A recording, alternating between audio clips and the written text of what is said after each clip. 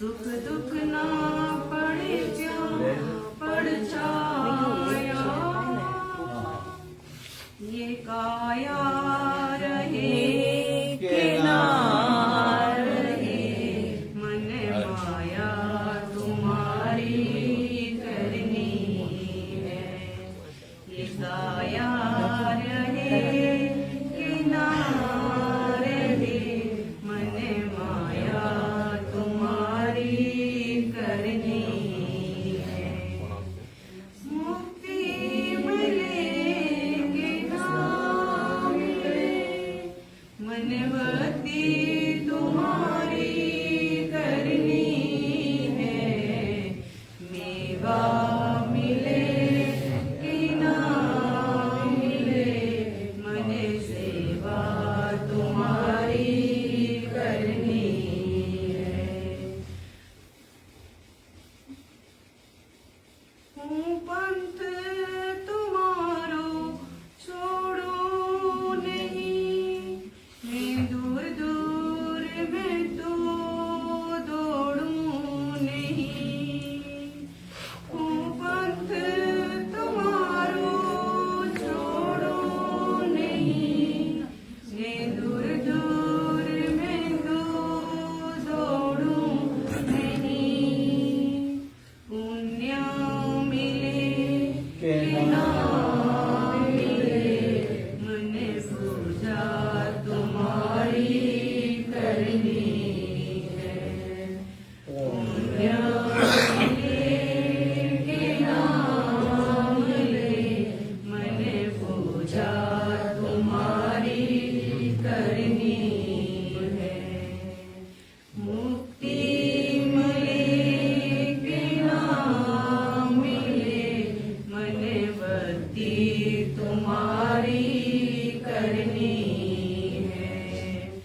मुक्ति मिले के ना मिले, मनवती तुम्हारी करनी है।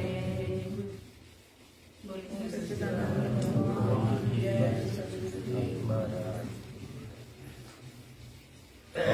કઈ નાખો ને એકડું.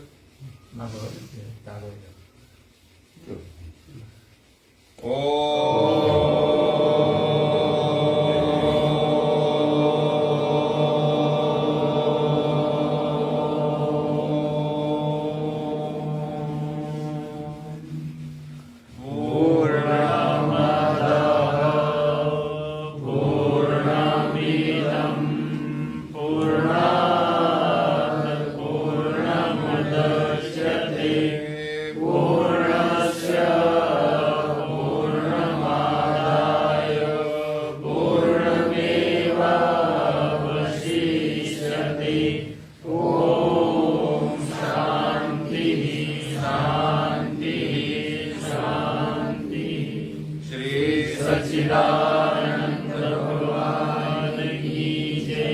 श्री सद्गुरुदेव महाराज की जय। गुरुर्ब्रह्मा गुरुर्विष्णु गुरुर्देवो महेश्वरा, गुरुर्साक्षात् परं ब्रह्म, तस्मै श्री गुरवे नमः।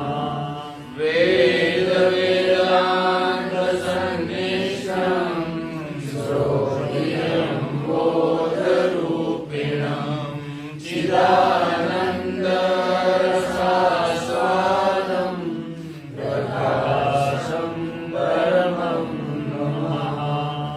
ईश्वरो गुरुरात्मेति मूर्तिभेदाविभागिने, व्योमवद्व्याप्तदेहाय दक्षिणामूर्तये नमः।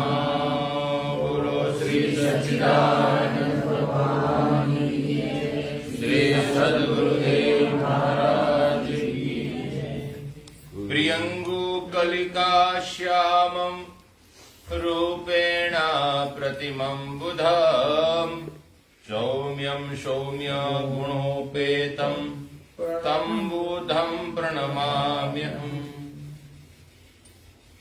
पूज्य महाराज जी योग वासिष्ठ महारामायण से वशिष्ठ महाराज और श्री राम के बीच जो संवाद हो रहा है ज्ञान के विषय में, उसका हम सब श्रवण कर रहे हैं। महाराज जी ने कल चेतन के विषय में, समष्टि चेतन क्या है, व्यष्टि चेतन क्या है, तत्व के विषय में बहुत गहराई से हमको सुनाया। अविद्या का स्वरूप कल बताया था। हम सब जानते हैं, फिर भी हमारी वहां कुछ कमी रह जाती है या हमारी गलती हो जाती है। अविद्या का स्वरूप बताया कल। अविद्या उसको कहते हैं अनात्म भाव है, जो अनात्मा में आत्मा का अभिमान होना। ये वाक्य कल वशिष्ठ महाराज श्री राम को सुना रहे थे कि राम, अविद्या का स्वरूप समझना अत्यंत जरूरी है। बोले अविद्या क्या है, ऐसा प्रश्न पूछा, तब बताया कि अनात्म भाव में आत्मा का अभिमान होना ही अविद्या का स्वरूप है। स्वामी जी बहुत समय से इस पर चर्चा सुनाते हैं, हम सबको ज्ञान देते हैं, अनात्म किसको कहते हैं। बहुत अच्छा लगा वो। और एक दूसरा भी बहुत अच्छा बताया कि ये संसार क्यों क्षणभंगुर है। बोले इसका आविर्भाव भी है, इसका तिरोभाव भी है। आविर्भाव और तिरोभाव दोनों है, इसीलिए ये संसार क्षणभंगुर है। उसी तरह जन्म मरण होने से ये जीवन भी, हमारा जो मनुष्य जीवन मिला है, चोला मिला है शरीर, ये भी क्षणभंगुर है। इसीलिए जल बूंद के समान इसको बताया है। अच्छा रहा था कल। जागृत मन से नियमित रोज हम सत्संग सुने महाराज जी का, तो इसका लाभ बहुत मिलता है। प्रथम लाभ तो यह है कि जब हम भजन में बैठेंगे तो जो समय लगता है मन को लगाने में, उसमें समय कम लगता है, जल्दी मन लगता है। और मन लगने के बाद बहुत कुछ प्राप्त भी हो सकता है, जानकारी भी प्राप्त हो सकती है, रहस्य भी प्राप्त हो सकता है। इसलिए महाराज जी का एक मुख्य ये प्रचार का केंद्र है कि जहां भी जाए वहां सत्संग होना ही चाहिए। और महाराज जी जहां भी जामनगर है तो जामनगर भी चलता है, कड़ी है तो कड़ी भी सत्संग चलता है, छोटा गांव है डढाना तो वहां भी चलता है, रामानंद का आश्रम है वहां भी चलता है, प्रेमानंद महाराज जहां भी है वहां भी सत्संग चलता है, यहां ही चलता ही रहता है यहां सत्संग। तो सत्संग परमात्मा का स्वरूप माना गया है, और इससे जो लाभ होता है वो दुनिया की कोई भी पदार्थ से लाभ नहीं हो सकता, कोई भी। इसलिए सत्संग एक दिन नहीं, 2 दिन नहीं, हमेशा सत्संग सुनना चाहिए, कितना भी काम हो। नियमित रूप से सत्संग में प्रेम से सुनना चाहिए, उससे हमारा जीवन बहुत प्रकाशित हो सकता है।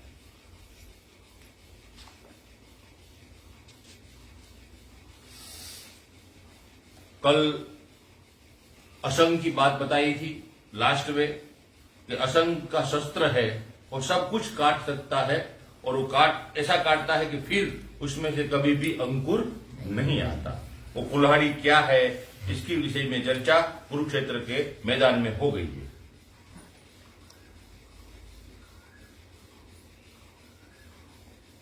परशुराम का फरसा ऐसा है कि जिससे एक बार काट दे तो वापिस वो पनप नहीं सकता कोई भी भाव। ऐसी बात करके भगवान वशिष्ठ महाराज ने श्री राम को अनेक प्रकार के उपदेश दिए। राम जी के प्रश्न सुनकर वशिष्ठ महाराज के मन के अंदर आनंद आता है। फिर आज एक प्रश्न के रूप में वशिष्ठ महाराज सत्संग सुना रहे हैं।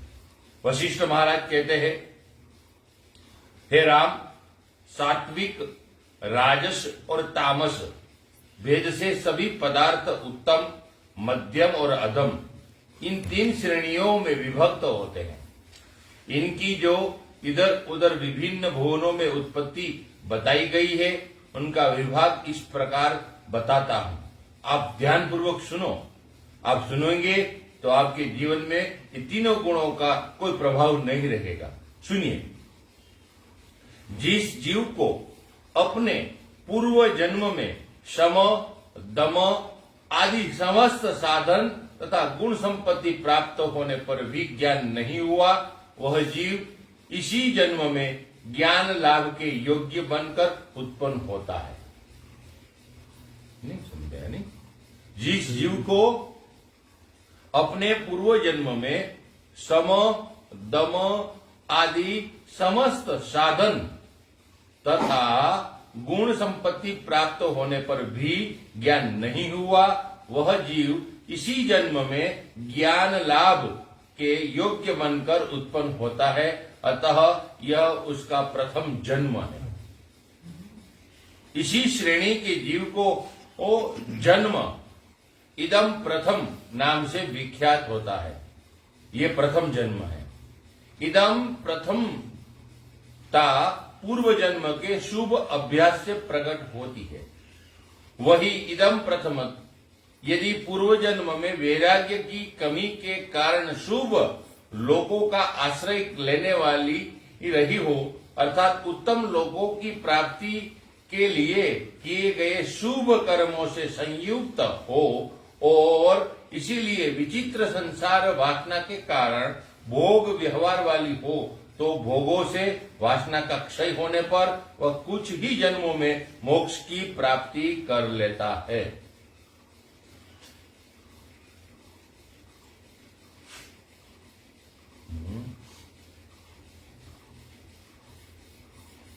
अतः शांति आदि गुणों से युक्त होने के कारण उस दूसरी जीव जाति को गुण पीवरी कहते हैं। पहली बार सुन रहे हैं। जीव जाति को गुण पीपरी कहते हैं। वेदांत शब्द है इदम प्रथम गुण पीवरी। श्री राम नाना प्रकार के सुख दुख रूपी फलों को देने में मुख्य कारणभूत पूर्व जन्म के पुण्य और पाप का अनुमान करने वाली जो श्रेणी जीवों की श्रेणी है, उसे पुण्यात्मा पुरुषों ने ससत्वा कहा है, ससत्वा कहा है, क्योंकि वह सत्व गुण की वृद्धि के द्वारा मोक्ष की भगिनी होती है, उसकी बहन होती है।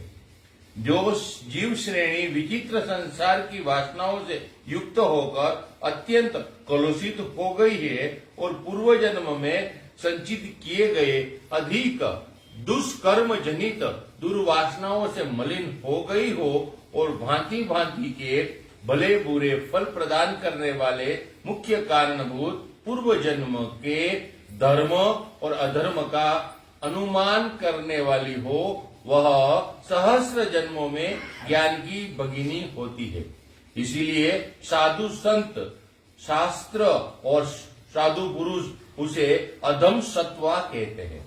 वही जीव श्रेणी यदि अध्यात्म शास्त्र से विमुख होने के कारण असंख्य अनंत कर्मों के पश्चात वर्तमान जन्म में भी उनके मोक्ष होने में संदेह ही रह जाए तो उसे अत्यंत तामसी कहते हैं। हे नृपपुत्र राम, जीव की जो उत्पत्ति पूर्व जन्म की वासनाओं के अनुरूप एवं वैसे ही आचार व्यवहार वाली हो तथा 2-3 जन्मों के अनंतर जिसे मनुष्य जन्म प्राप्त हुआ हो वैसे ही कार्य कर रही हो, वह लोक में राक्षस राजसी कही गई है, जिसके लिए ज्ञान प्राप्ति के योग्य जन्म का मिलना दूर नहीं है। जब जीव को ऐसी उत्पत्ति सुलभ हो जाती है, तब उस जन्म में मृत्यु होने मात्र से उसमें मोक्ष प्राप्ति की योग्यता आ जाती है।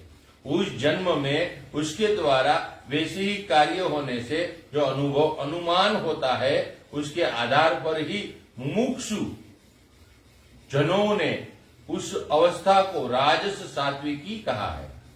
वही उत्पत्ति यदि पूर्वोक्त मनुष्य जन्म से भिन्न थोड़े से ही जन्मों में क्रमशः ज्ञान प्राप्ति के द्वारा मोक्ष की ही बहन हो, तो वैसी उत्पत्ति उसके ज्ञाता विद्वान राजस राजसी कहते हैं। यदि राजस राजसी की अपेक्षा चिरकाल में मोक्ष की इच्छा से संपन्न होकर सैकड़ों जन्मों के पश्चात मोक्ष प्राप्ति की अधिकारिणी हो और ऐसे कार्य का आरंभ करे जिससे राजस एवं तामस कर्म जनित फलों की प्राप्ति हो, तो वह जीव जाति या जीव श्रेणी सज्जन पुरुषों द्वारा राजस तामसी कही गई है।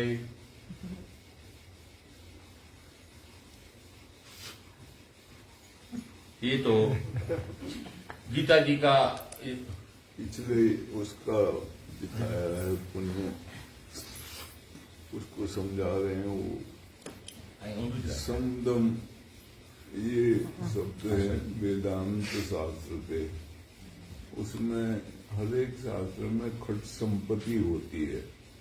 साधक जो मुमुक्षु होता है, जिज्ञासु होता है, परमार्थ मार्ग में चलने वाला, उसके पास कहते हैं 6 प्रकार की संपत्तियां होती हैं। वो धन होता है, वो उसमें ये समदम वेदांत में उपरति तितिक्षा और विवेक और वैराग्य, ये 6 मानते हैं। सम का मतलब होता है कि समता का भाव आ जाए और क्षमा भी आता है उसमें। और कोई भी किसी को भी क्षमा करने के लिए भी सम का इस्तेमाल होता है और समानता का भाव भी सम में आता है। दम का मतलब होता है अपनी इच्छाओं के ऊपर काबू करना, उनको अपने बस में रखना, इच्छाओं का दमन करना बोलते हैं, लेकिन उस अपने बस में रखना उसको मानते हैं। उपरति का मतलब होता है कि कोई भी वस्तु संसार में बड़ा कोई पद, यहां से लेकर ब्रह्मलोक तक का, इंद्रलोक तक का, उससे प्रति लगाव न हो, बिल्कुल कुछ पाना नहीं है, सिर्फ ज्ञान की पिपासा हो, कुछ और उसके बदले में नहीं चाहिए।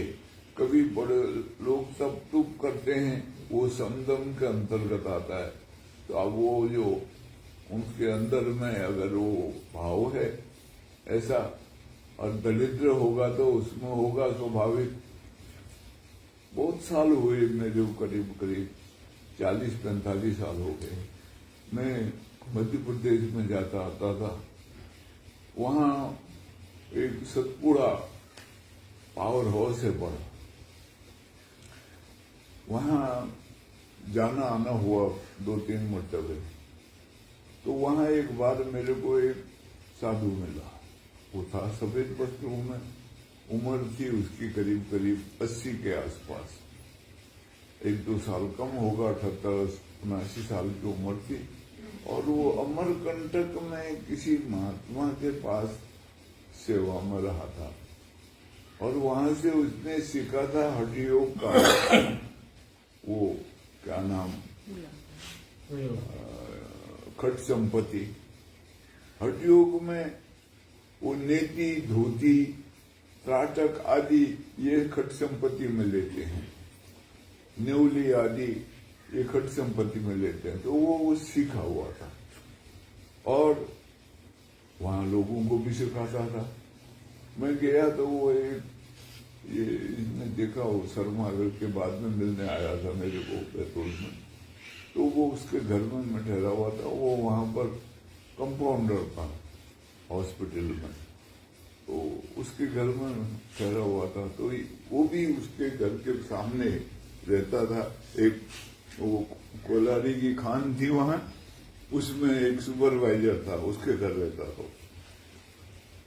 तो वो जानता था कई टोने टाटके भी, लेकिन मानसिकता में दरिद्रता का भाव मन में और धन के प्रति बहुत लगाव।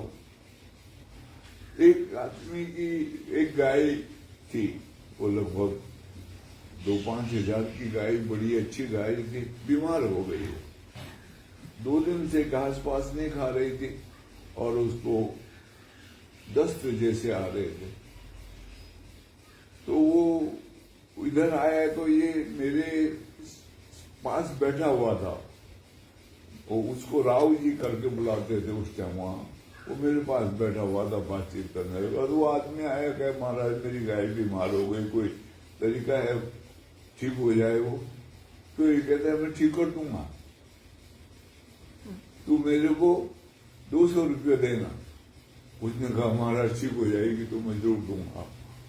तो बोला ठीक है। वो जूते का वो एक होता है ना जीभ जैसी जूते में आगे लगी होती है। वो बोला ला चमड़े का। वो ले आया अपना जूता तोड़ के, उसमें वो जीभ जैसी उसको दी।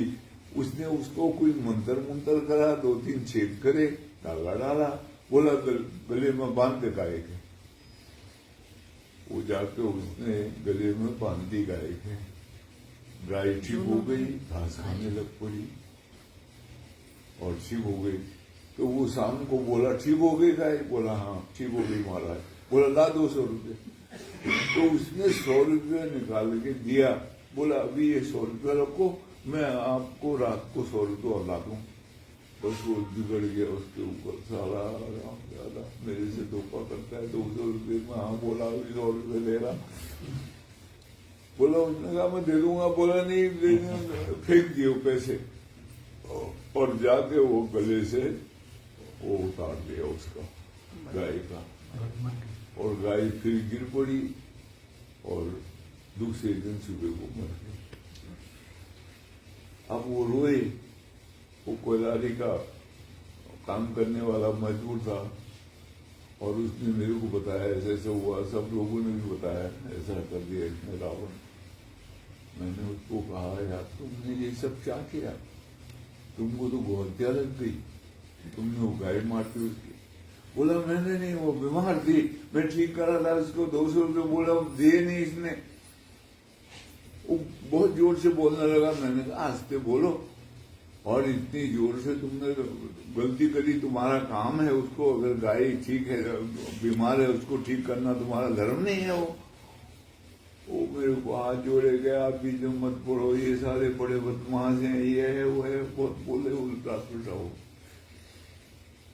और वो पैसे सबसे ले और कहता है मैंने सोना बनाना है पीतल का। वो कुछ सामान खरीद के भी लाया हुआ था। वो घोटता था वो उसको, उसमें सिमरन नाम की एक वस्तु तो मैं जानता था। तो वो सोना बनाना है और कायाकल्प करनी है। मैंने ऐसा खाना पीना है कि मैं 20 साल का युवा लड़का बन जाऊंगा, ऐसा मैं बना रहा हूं। ऐसा ऐसा बोले वो। तो मेरे से आके बातचीत करे, कभी थोड़ा हाथ वाथ जोड़ के मत्था टेक के चले जाए। मैं वहां से घूमते घामते करीब 1 हफ्ते बाद ये मिश्रा जी आते हैं, इनके घर बैतूल गया हुआ था। तो वहां 2-3 जने आए। तो उन्होंने मेरे को हाथ वाथ जोड़ा, बोला महाराज वो राव साहब गुजर गया। राव कहते थे उसको। वो राव गुजर गया। मैंने कहा कहाँ? बोला हमारे गांव में। मैंने कहा फिर? बोला उसका कोई 15-16 हजार रुपया हमारे पास जमा है, वो पैसे इकट्ठा कर रहा था। मैंने कहा फिर? कहे उसका क्या करना है? मैंने कहा तुम्हारा गुरु था वो? बोला हाँ कुछ बताता था, हम उसको प्रणाम करते थे। तो मैंने कहा तुम उसका स्मारक बना दो वहां। बोला महाराज क्षमा करना, वो इस लायक तो नहीं था कि उसके स्मारक बना है। वो तो बहुत मानसिक रूप से गए गुजरा था। फिर मैंने कहा क्या करोगे? बोला आप कहो तो हम साधु संतों का कोई भंडारा करते। मैंने कहा हाँ ठीक है। मैंने कहा ऐसा करो भागवत वगैरह बिठा दो और कोई पंडित को अच्छा बुला के और ये भंडारा वगैरह ये पैसा खर्च कर दो। बोला हम रखेंगे नहीं उसका पैसा, क्योंकि वो मानसिक रूप से पैसे के प्रति बहुत उसका आकर्षण था, लगाव था, बहुत पैसे के लिए करता था सब काम।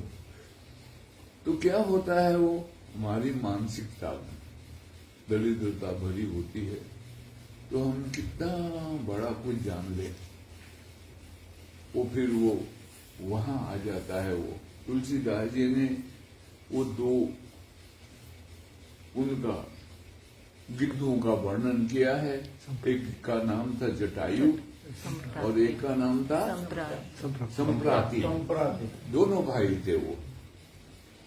अब वो जटायु क्या था, गिद्ध, बहुत ऊंचे उड़ते हैं ये और बड़ी दूर तक इनकी नजर जाती है। पुराने जमाने में इनकी दूरबीन इनकी आंख की बनाते थे, इनको मारते थे और इनकी आंख की दूरबीन बनाते थे। तो वो ऐसी कहानी है कि 200 किलोमीटर तक देख सकता है, 200 माइल तक। तो उसका दिया उदाहरण, वो कितना ऊंचा उड़ता है, लेकिन उसकी निगाह होती है नीचे मरे हुए मांस जानवरों पर। वो उन्होंने उसका वो दिया है, उदाहरण दिया है कि ऐसे लोग होते हैं जो बहुत ऊपर जाके भी वो मानसिकता में उनका नीचा ख्याल होता है। तो यहाँ ये जो शब्द है उपरति, उसका मतलब यही होता है, अगर कोई ज्ञान के मार्ग में चला है तो उसको कोई भी प्रलोभन लालच नहीं करना चाहिए। और तितिक्षा चौथा शब्द है। तितिक्षा का मतलब होता है सहन शक्ति बढ़ाना। शरीर में कहीं बैठते हैं, सुन्न होता है, कहीं दर्द होता है, थोड़ी देर के लिए अगर हम उसको सह लें तो वो बाद में ठीक हो जाता है। तो वो सहन शक्ति बहुत प्रकार से होती है। कोई गाली दे रहा है, मैं जा रहा हूं, तो वो भी सहन शक्ति के अंतर्गत आता है। मैं उसको उत्तर न दूं, चुपचाप चले जाऊं। कोई मुझे बुरा भला कहे, मेरा अपमान करना चाहता है, कुछ भी, वो तितिक्षा कहलाता है उसमें। ये शब्द हैं इसके वेदांत के। फिर विवेक और वैराग। वैराग हो, किसी के प्रति उसके राग द्वेष न हो बिल्कुल, और उसकी समझ हो, विचार हो, चिंतन मनन चलता हो अंदर से, तब वो इस मार्ग का अनुयायी होता है। तो वो कहते हैं अगर पिछले जन्म में किसी ने ये संयम आदि किया हो तो उसको आगे जन्म में जल्दी से मोक्ष मिलता है, मोक्ष मार्ग में चल पड़ता है और जल्दी से आगे गति हो जाती है। ये कोई भी चीज व्यर्थ नहीं जाती है। हमारे पास धन होता है, अगर हम किसी को भला कहें, आशीर्वाद दें, भला सोचें उसके बारे में, वो भी हमारे ही काम आने वाला है। और हम किसी को गाली गलौज करें, किसी से राग द्वेष रखें, वो भी हमारे काम आने वाला है। कोई चीज व्यर्थ नहीं जाती है। सृष्टि का ऐसा नियम है, सब चीज घूम फिर के वापिस हमारे पास आ जाती है। तो इसलिए वो कहते हैं पिछले जन्म में जिन्होंने समदम आदि का थोड़ा उपयोग किया हो, जीवन में धारण किया हो, वो आगे को इसमें जल्दी गति कर जाता है। वही संस्कार कहलाते हैं। वो समझा रहे हैं वशिष्ठ महाराज भगवान राम को। तो उसकी 3 अवस्थाएं बताई हैं, एक तम वाली, एक रज वाली और फिर एक सत्व वाली। अब जो तमोगुण है ये जड़ता लाता है जीवन में।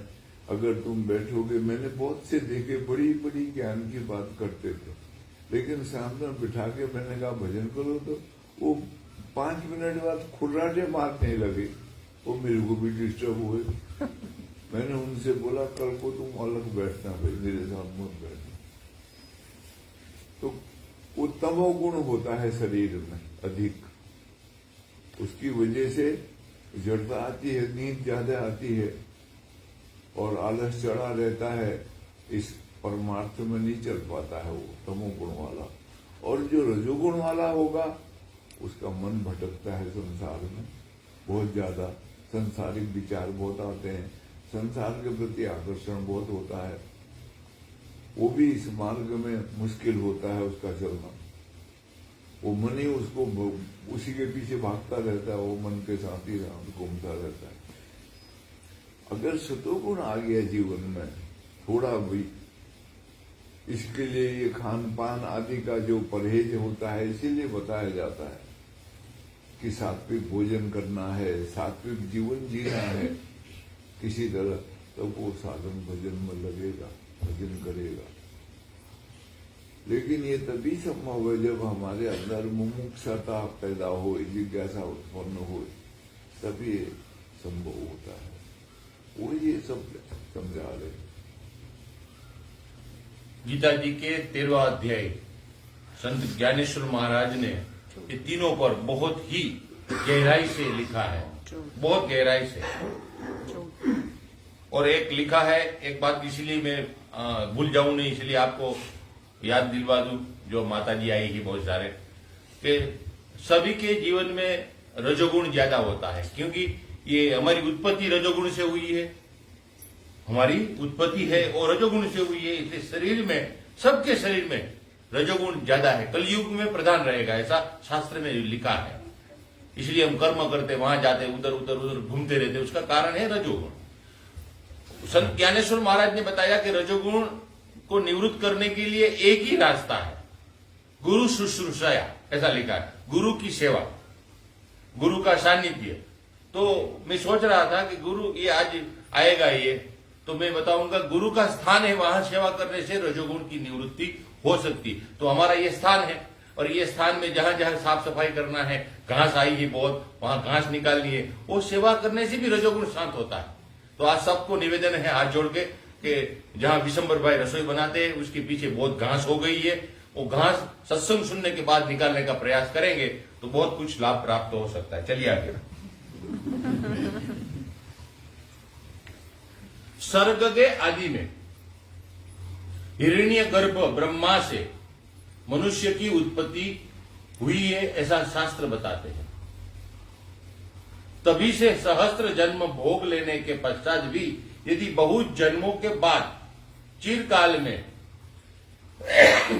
मोक्ष मिलने की संभावना हो तो महर्षियों ने उसे तामसी उत्पत्ति कहा है। वह तामस उत्पत्ति यदि तामस योनि होने पर भी मोक्ष की संभावना से युक्त हो और वैसे ही कर्मों के आयोजन से सुशोभित होती हो तो विद्वान महापुरुषों ने, साधु संतों ने उनके तामस सत्वा कहते हैं। तामस राजस गुणों से संपन्न कतिपय जन्मों में ही जीव मोक्ष प्राप्ति की संभावना हो, उसे उस उत्पत्ति को तमो राजस रूपिणी कहा गया है। तथा जो उत्पत्ति पल के 1000 जन्मों से लेकर आगे होने वाले सैकड़ों जन्म तक मोक्ष प्राप्ति की योग्यता से रहित हो, मोक्ष प्राप्ति करना अच्छा न लगे, सत्संग अच्छा न लगे, सेवा अच्छा न लगे, उस उत्पत्ति की श्रेणी का विभाजन करने और जानने वाले विद्वानों ने तामसी कहा है। जिस उत्पत्ति में अतीत काल के लाख जन्मों से लेकर भविष्य काल के लाखों जन्मों तक मोक्ष मिलने में कोई संदेह नहीं है, उसे अत्यंत तामसी कहते हैं। हम किस में आते हैं, हम अपने आप को सुन लेना। प्राणियों की ये सारी जातियां पूर्व कर्मानुसार ब्रह्म से उत्पन्न होती है। ठीक उसी तरह जैसे कुछ चंचल हुए समुद्र से तरंगे उठती रहती है, जीवों की ये सभी श्रेणियां उस तरह ब्रह्म से उत्पन्न हुई है। जैसे प्रज्वलित अग्नि से चिंगारियां प्रकट होती है, जैसे सुवर्ण से कड़े, बाजूबंद, केयूर आदि आभूषण प्रकट होते हैं, उसी प्रकार ब्रह्म से सारी जीव सृष्टियां पूर्व वासना और कर्म के अनुसार उत्पन्न होती है। राम जैसे घटाकाश, स्थल्याकाश, छिद्राकाश आदि आकाश के ही कल्पित रूप है, उसी तरह अजन्मा परब्रह्म की ही संपूर्ण प्राणी वर्ग के रूप में कल्पना हुई है। अतः वे सब प्राणी ब्रह्म के ही रूप है। जैसे जल से फुवारे, भंवरे, लहरें, बूंदे प्रकट होती है, अतः सब जल रूप ही है, उसी तरह संपूर्ण लोक रचना पर ब्रह्म पद से ही प्रकट हुई है, अतः वे सब ब्रह्म स्वरूप है। ऐसा ज्ञान प्राप्त करना ही मनुष्य मात्र का कर्तव्य और लक्ष्य है। श्री राम जैसे सूर्य के तेज से ही मृग तृष्णा रूपिणी सरिताओं की प्रतीति होती है, उसी प्रकार संपूर्ण दृश्य दर्शन ब्रह्म के ही संकल्प से प्रकट हुए है। ये सारे दृश्य दर्शन दृष्टा ब्रह्म के स्वरूप से भिन्न नहीं है। ठीक वैसे ही जैसे चांदनी चंद्रमा से और प्रकाश तेज से पृथक नहीं है, उसी तरह नाना प्रकार के जीवों की श्रेणियां हैं। ये जीव ये जिस ब्रह्म से उत्पन्न होती है उसी में लीन हो जाती है। हे रघुनंदन, इस प्रकार भगवान परब्रह्म परमात्मा की इच्छा से व्यवहार में लगे हुए जो विचित्र आकार वाले रूप वैभव से संपन्न पूर्वोक्त प्राणी वर्ग है, वे आग से प्रकट होने वाली चिंगारियों के समान विभिन्न लोकों में आते जाते उच्च नीच योनि में जन्म लेकर भ्रमण करते हैं। ये बांटा है 3 श्रेणियों में। मनुष्य को 3 प्रकार के लोग होते हैं, ऐसा बताया है। वो एक तमोगुणी स्वभाव के होते हैं, एक रजोगुणी स्वभाव के होते हैं, फिर कभी कभी कोई सतोगुणी भी होता है। तमोगुणी होगा वो आलसी होगा और इच्छाएं उसके अंदर ज्यादा होंगी, काम नहीं करेगा, सोया रहेगा और बात बात पर गुस्सा करेगा, लड़ने भिड़ने में तैयार हो जाएगा। तमोगुण के लक्षण है वो। कभी कभी ऐसा हो जाता है समाज पूरा ही तमोगुणी हो जाता है। अब ये तिब्बत का जो समाज था ये तमोगुणी हो गया था, तो चीन ने उसके ऊपर कब्जा कर लिया और वो वहां से भाग के आ गए, इधर रहते हैं वो। अभी यहाँ भी इनके जो कार्य थे शुरू में जब आए थे तो बड़े उल्टे सुलटे थे। कुल्लू में बड़ा भारी झगड़ा हुआ था और इनको निकाल रहे थे। दलाई लामा जाके इतने हाथ जोड़े, माफी मांगी सबसे। किसी के भी जानवर को चुरा ले जाते थे रात को, बैल हो, भैंस हो, घोड़ा हो, गाय हो, गधा हो, कोई भी, और उसको काट के खा जाते थे। और वहां वो ये दारू दूरू बनाते थे अपनी जगह जगह। इन्होंने अपनी झोपड़ियां डाली हुई, शरणार्थी कहलाते थे। वो दारू दूरू बना के बेचते थे और फिर वो मांस मच्छी भी खिलाते थे। क्या हुआ कुल्लू में एक बार, एक का बैल खो गया रात को, कोई वो निकाल ले गया उसको। कुंडी लगाई हुई थी, कुंडी को खोल के बैल ले गया। अब वो ढूंढ रहा, वो सोचता है बैल कहीं चला गया मेरा। वो ढूंढ रहा, 2 जने थे, वो दोनों ढूंढने लगे, मिले नहीं कहीं। वो शाम को वो जो अखाड़ा बाजार है उसके पुल है वहां आने के लिए, लकड़ी का पुल था, उसके नीचे इन झोपड़ियां थी। तो ये वहां दारू बना के बेचते थे। तो वो वहां आया तो दारू मांगी, तो उसको बोतल में दारू भर के दी और पूछा, वो नमकीन मीट माट खाओगे? बोला हाँ। वो भी एक प्लेट में ला के दिया। अब वो खाया उन्होंने वो और दारू पी। अब पेशाब करने के लिए गया जब वो बाहर वो व्यासे के किनारे, तो वो उसके बैल की गर्दन वहां पड़ी हुई, जो बैल उसका खो गया उसकी गर्दन पड़ी हुई। उसने दूसरे को बुलाया, तो बोला तो देख तो, ये बोला हाँ हमारा बैल है। बस फिर वहां पर झगड़ा हुआ बड़ा। उसने कहा साले बैल तू चोरी करके लाया और काट के तूने हमको भी खिला दिया और आप भी साला खा रहा हूं। तो वहां फिर बहुत लोग इकट्ठे हुए। उन्होंने कहा हमारे भी जानवर ऐसे चोरी हुए और बड़ा झगड़ा हुआ, मार कुटाई हुई, इनकी झोपड़ियां फूंक दी, सब कुछ कर दिया उसको। गदेशन 60 की बात है, 64 की बात है। और फिर ये सब वहां से वो ढालपुर का जो बड़ा मैदान है वहां आकर इकट्ठे हुए, तो यहाँ से दलाई लामा ने माफी मुंह में मांगी, इनको समझाया ऐसा मत करो, हमारे को मुश्किल होगा यहाँ। तो ये तमोगुण वाले लोग हैं, ये कर्म कुर्म नहीं करते हैं कुछ भी। अभी भी जो आता है यहाँ धन आदि विदेशों से फंड आते हैं, इनको ये शरणार्थी पता होते यहाँ खाते पीते हैं, अभी तो थोड़ा करना सीखे हैं। तो ये धर्म के नाम से ही है, ये अपने को बड़ा भारी धार्मिक मानते हैं, कहीं बैठे हुए माला फेर रहे होते हैं जाते तक, और वहां जाओ तो वो घुमाते हैं गोल गोल, उसमें आवाज निकलती है ओम मणि पद्मे होम, ऐसा मानते हैं। इनका मंत्र है वो ओम मणि पद्मे होम, वो मंत्र है उनका, वो जपते हैं वो माला और वो घुमाते हैं वो। तो कभी कभी क्या होता है, पूरा समाज तमोगुणी हो जाता है तो वो दुख भोगता है, पराधीन होता है, संसार में ही उसको वो नहीं होता है, इच्छाएं खत्म नहीं होती, बड़ी बड़ी होती हैं लेकिन वो उसकी पूर्ति नहीं कर पाते। इसमें फिर दूसरे नंबर पर आते हैं रजोगुणी। रजोगुणी वो लोग हैं जो बहुत कर्मठ हैं, जैसे पंजाब के लोग हैं, सिख कौम है, रजोगुणी कौम है बड़ी।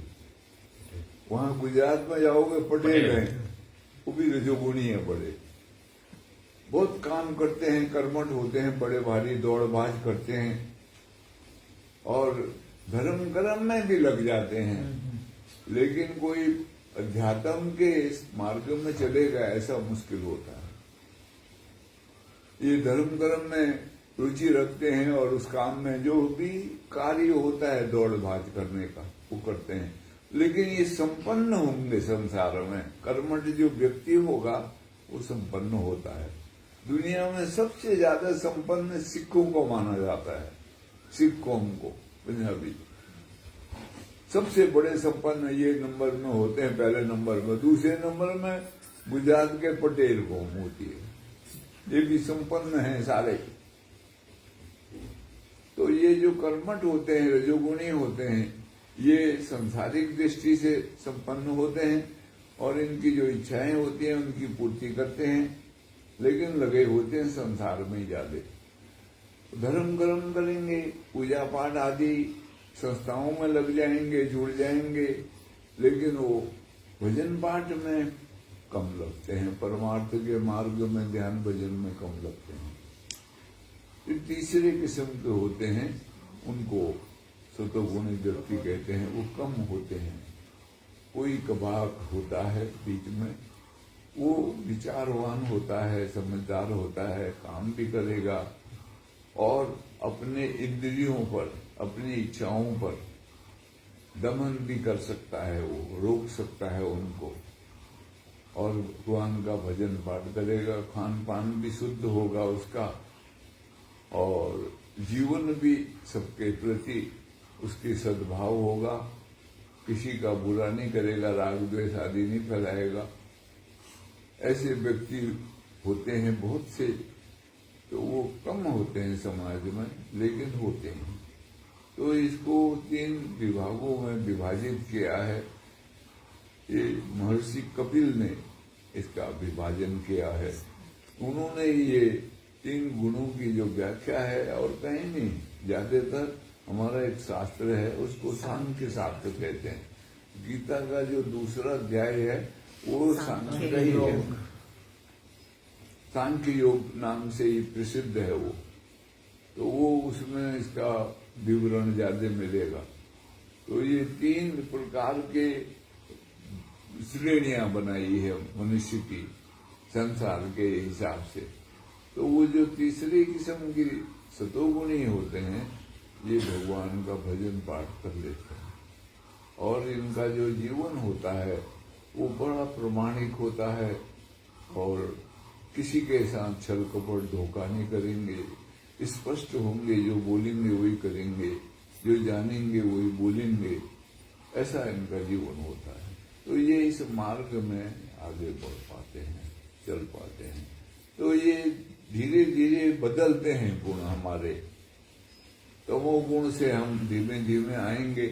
अब देखो कई जगह ऐसे हैं, जैसे ये अब पंजाब पाकिस्तान से आए पंजाबी इधर, ये सब वेल सेटल हो गए सारी जगह, अच्छी तरह से खाते पीते हैं, बहुत अच्छे हो गए क्योंकि कर्मठ थे। लेकिन उधर बंगाल से आए हैं, उधर भी पाकिस्तान बना था, अभी बांग्लादेश बन गया वो आए हैं। वो वहां दंडकारण्य नाम की एक जगह है बड़ी, उड़ीसा और एमपी के बॉर्डर पर, अभी तो वो झारखंड हो गया,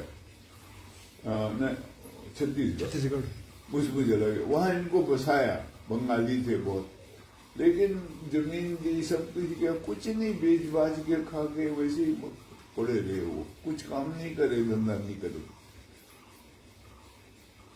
काम बिल्कुल ऐसे। आदिवासी इलाका देखा, उनके पेड़ होंगे, वो महुआ कहते हैं उसको, उसका महुए का जो है वो फल आदि और उसके पत्ते, छाल छूल, उसकी शराब बनाते हैं, वो दारू बनाते हैं, बहुत महंगी बिकती है वहां वो। और ये फल फूल, इसको ऐसे खाते, इससे भी नशा होता है, इसको उबाल के नमक नमक डाल के खाए जाते हैं इसे, तो इससे भी नशा होता है, वो नशे में रहते हैं, ज्यादातर नशा करके रहते हैं, काम नहीं करेंगे। और जमीनें उन्होंने गवर्नमेंट ने दी है बहुत सी, वो बेच देते हैं। अभी तो गवर्नमेंट ने वहां पर एक कानून बनाया है कि आदिवासी की जमीन कोई नहीं खरीदेगा, तब वो थोड़ी बहुत है, नहीं तो वो मैंने देखा वहां, वो करारे के कानून डीसी में जाता था, तो वो लोगों ने वहां काफी जमीनें पहले खरीद ली है। अभी वो कानून बन गया, अभी नहीं होते हैं, लेकिन पुराने उन्होंने जमीनें खरीदी बड़े सस्ते में। तो ऐसा धीमे धीमे बदलता है हमारे जीवन में। तमोगुण से हम रजोगुण में आते हैं, तो रजोगुण में आएंगे, कर्मठता होगी तो जो हमारा वो है दरिद्रता, वो दूर होगी, और हम कर्मठ होंगे तो संसार की वस्तुएं इकट्ठी कर सकते हैं, खा पी सकते हैं, इच्छाओं की पूर्ति कर सकते हैं। ऐसे धीरे धीरे आगे चल के फिर हम सतोगुण में आ जाएंगे, तो हो सकता है हम भजन पाठ में भी लग जाएं धीरे धीरे। तो ये बदलता है धीरे धीरे, इसको बदलना चाहिए, और हर एक को सोच के विचार करके जीवन को बदलना जरूरी है, तभी इसका लाभ मिलता है।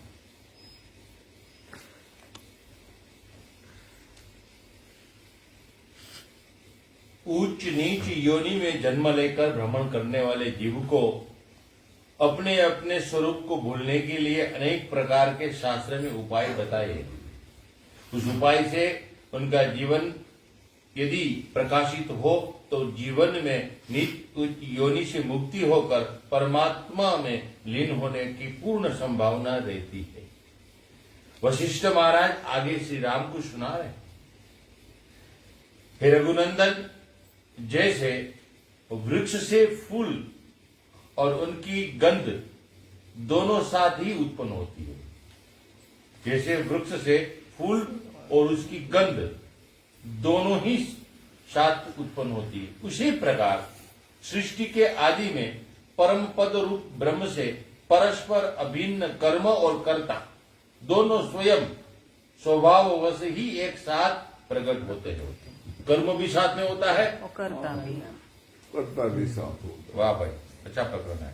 कर्म करेगा कर्ता तो हो गए हो, कर्म प्रकट होगा तो कर्ता के बगैर तो कर्म होता नहीं,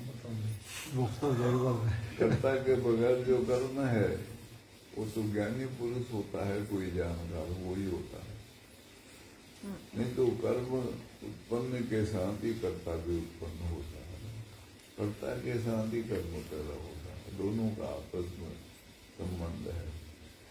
कर्म कभी खत्म नहीं होता है, कर्म रहता है संसार में और हमेशा रहेगा, लेकिन कर्ता खत्म हो सकता है। कब होगा? जब हमारे को समझ उत्पन्न होगी, ज्ञान उत्पन्न होगा, तो हमको पता लगेगा कर्ता कौन है, किसके द्वारा हो रहा सब। अब हम अपने को कर्ता मानते हैं तो हम भोक्ता भी बन जाते हैं। जो करेगा वो भोगेगा। शुभ कर्म के शुभ फल, अशुभ कर्मों के अशुभ फल। अशुभ कर्मों का फल पाप, और वो दुख मिलेगा संसार में कई प्रकार से। शुभ कर्मों का फल पुण्य, वो सुख मिलेगा संसार में। जो भी सुख मिलता है पुण्य फलों से मिलता है, जो भी दुख मिलता है पाप फलों से मिलता है। शरीर को वो सताएगा हम ही को, लेकिन हमसे अगर किसी का बहुत लगाव है, जोड़ है, जिसको कहते हैं मोह, तो उसको भी सताएगा वो।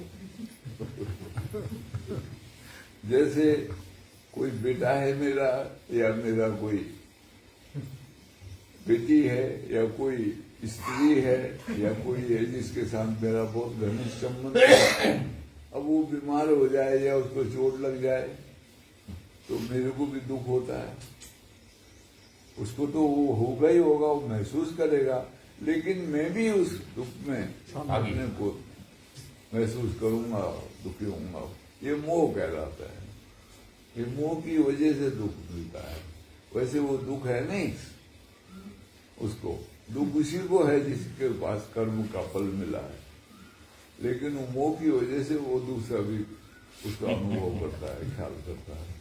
तो ऐसी ये श्रृंखला है, अनादिकाल से चली आई, चलती है।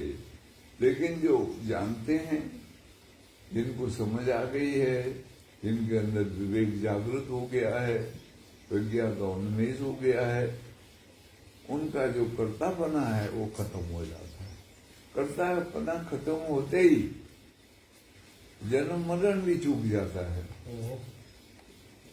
और संसार के सारे दुख और सुख दोनों समाप्त हो जाते हैं। सुख भी नहीं मिलेगा, दुख भी नहीं, वो तटस्थ हो जाता है। और राग और वैराग दोनों से परे ऊपर उठ के उसका एक नाम रखा है शास्त्रकारों ने, वीतराग। वो वीतराग हो जाता है, तो वो सुख दुख का अधिकारी नहीं होता है। लेकिन वो कब होता है? जब निष्कर्म हो जाए, निष्काम हो जाए, तभी। इसलिए गीता में निष्काम कर्म की बड़ी भारी महत्वता दिखाई है। कर्मणि वो जो आता था अतिशय, क्या नाम, महाभारत पहले ये श्लोक आता था, कर्मणि अधिकारस्ते वहां पर लोक। वो कहते हैं कर्म करने में आपका अधिकार है, फल में नहीं। फल भगवान के हाथ में है। तो इसलिए निष्काम कर्म बंदा तो निर्बंध रहे, निर्बंध बंदा होई। कर्म करे करता नहीं, कर्म कहावे सोई। करता नहीं होता है वो, करता वो जानता है कौन है करके, वो करता वो ही होता है। इसकी बड़ी लंबी चौड़ी व्याख्या है। गहनो कर्मणो गति, कर्म की गति बहुत गहन है, जल्दी से समझ में नहीं आती।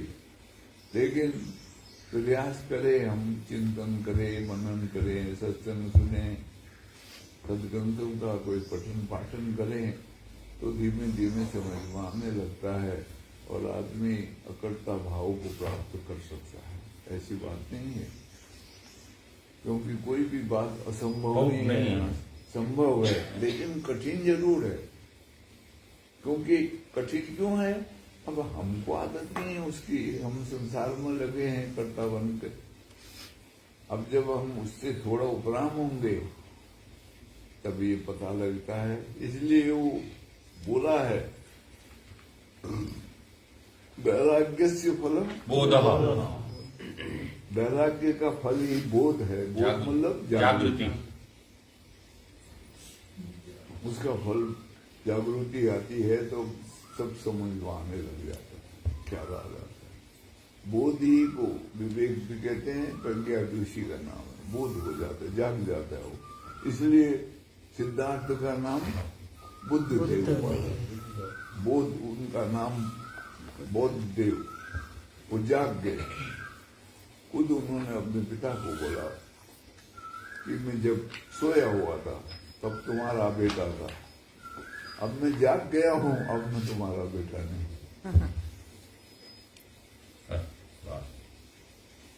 ऐसा वचन उन्होंने बोला था अपने पिता।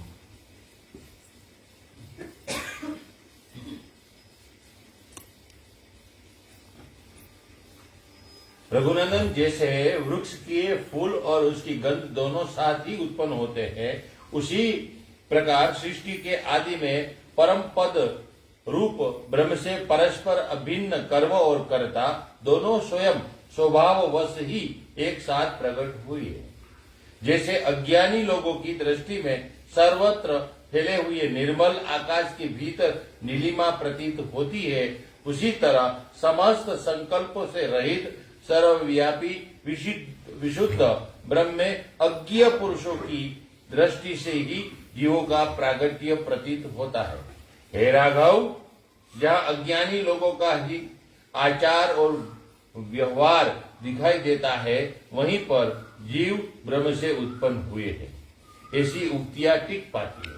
किंतु जहाँ पर ज्ञानी महापुरुषों का व्यवहार है, वहां पर कहना शोभा नहीं देता कि यह वस्तु तो ब्रह्म से उत्पन्न हुई है और यह न हुई है। अतः भेद दृष्टि से जो शोचनीय द्वैत कल्पना की गई है, उसे व्यवहार मात्र के लिए स्वीकार करके यह उपदेश दिया जाता है। यह ब्रह्म है और ये जीव है। वास्तव में यह कथन केवल वाणी का विलास है।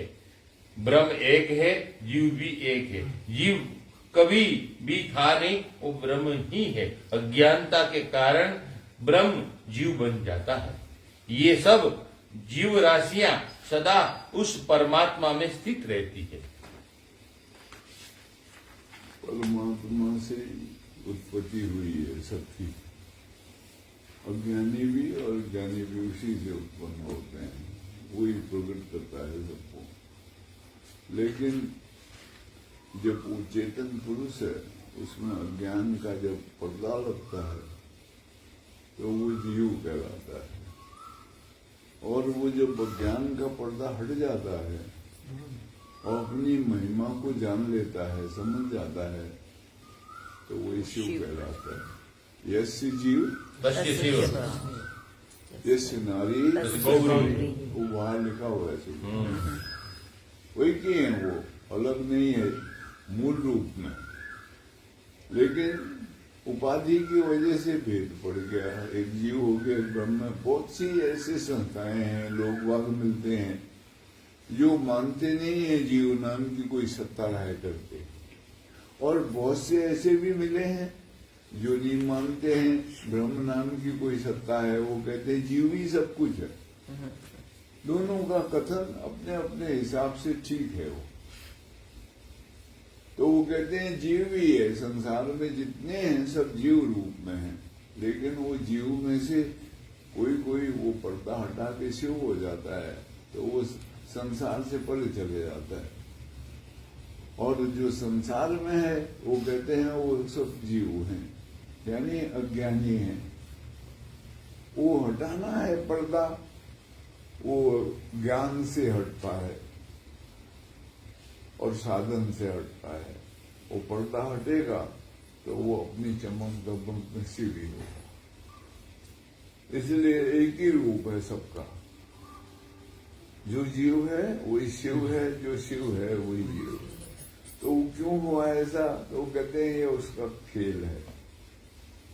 वो एक बार जीव बनना जरूरी है उसको, तभी उसको पता लगता है कि मेरा स्वरूप ब्रह्म है। हाँ, शिव स्वरूप है, ब्रह्म रूप हो। एक बार वो होना है। ये विरोध का कार्य संसार में चलता है, क्योंकि रात होगी तभी दिन होगा, मृत्यु होगी तभी जीवन होगा, दोबारा जन्म होगा। मृत्यु नहीं होगी तो जन्म भी नहीं होगा। ऐसे ही अज्ञान है तभी लेकिन एक बात है ऐसा, ये जानना भी ये अज्ञान है मेरे को, एक ज्ञान का रूप माना जाता है। अज्ञान को भी ज्ञान से ही जाना जाएगा। वो भी ज्ञान है, लेकिन वो एक सीमा में है, बहुत छोटा। मैं ना समझ हूं, अज्ञानी हूं, ये समझना बड़ी बात मानी जाती है और इसी को ज्ञान का ही रूप माना जाता है। लेकिन ये अगर स्वीकार करे कोई, तो वो खोज करेगा ज्ञान की, जानेगा। अगर हमको ये पता हो मैं जान गया बहुत, तो फिर वो नहीं जान पाएगा कभी भी। ये ख्याल ही सबसे खतरनाक है। मैं ज्ञानी हूं ऐसा भाव आ गया, ये सबसे खतरनाक है। इसके बाद वो फिर आगे बढ़ नहीं पाता है। इसलिए जो जानते हैं वो बहुत विनम्र भाव से लगे रहते हैं इसमें। उनका कोई सीमा नहीं है, असीम है। सत्यम ज्ञानम अनंतम, अनंत है, उसकी कोई सीमा नहीं। कोई ब्रह्म का स्वरूप माना जाता है, भगवान का स्वरूप है ऐसा। जितना जाना उतना ही कम है। वाह। बुद्ध देव से किसी ने पूछा कि जो आपने बताया हमको, क्या ज्ञान इतना ही है कि और भी है? उनके शिष्य ने पूछा तो उन्होंने एक पेड़ से हाथ से पत्ते तोड़े पेड़ में और दिखाए कितने हैं, तो 10-12 पत्ते तोड़े हाथ से। बोला बस ये पेड़ में जितने पत्ते हैं वो ज्ञान का स्वरूप है, और ये हाथ में मेरे जितने हैं वो मेरे हिस्से में आए हुए वो है। ठीक इसी प्रकार से जो तुमको समझाया है मैंने, वो इन पत्तों की तरह है, और जो ज्ञान है वास्तव में वो इस पेड़ के पत्ते हैं। नया नया आता ही रहता है पता नया नया आता ही रहता है। कोई ज्ञान की सीमा नहीं है, कोई सीमा नहीं उसकी, असीम असीम है। लेकिन अज्ञान सीमित है, वो समाप्त हो जाता है, और ज्ञान असीम है, वो कभी समाप्त नहीं होता, और निरंतर जितनी खोज करोगे उतना ही जानकारी प्राप्त होती रहेगी। तो इसीलिए ज्ञान के मार्ग में चलना, विचार करना, थोड़ा सा कोई चीज बाधा नहीं डालती है उसमें, लेकिन हम एक ही तरफ चल पड़ते हैं, दूसरी तरफ भूल जाते हैं, फिर वो काम खराब हो जाता है। एक बात और है, जब अगर अपने प्रारब्ध पर विश्वास हो पूरा, और हम खाली खोज ही करें और कुछ न करें, तब भी हमारा जो प्रारब्ध होगा उसके अनुसार हमको हर वस्तु मिल जाएगी। वो धीमे धीमे इच्छा समाप्त हो जाती है, कम हो जाती है, समाप्त हो जाती है। लेकिन अगर वो इच्छा करे तो उसकी इच्छा तुरंत पूरी होती है।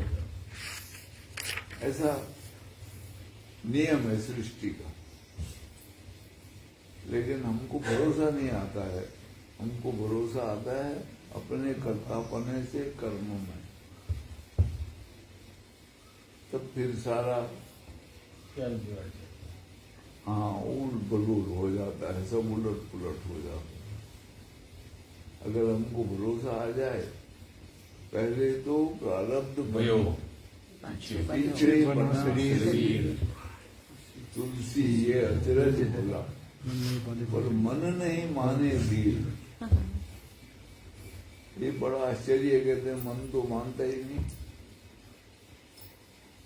पढ़ा है, सुना है, लेकिन उसको जाना नहीं होता, बस यही मुश्किल होती है। चलो बोलो श्री जय श्री सद्गुरुदेव महाराज। भाई जो आए हैं उनको निवेदन है कि वो आज जरूर घास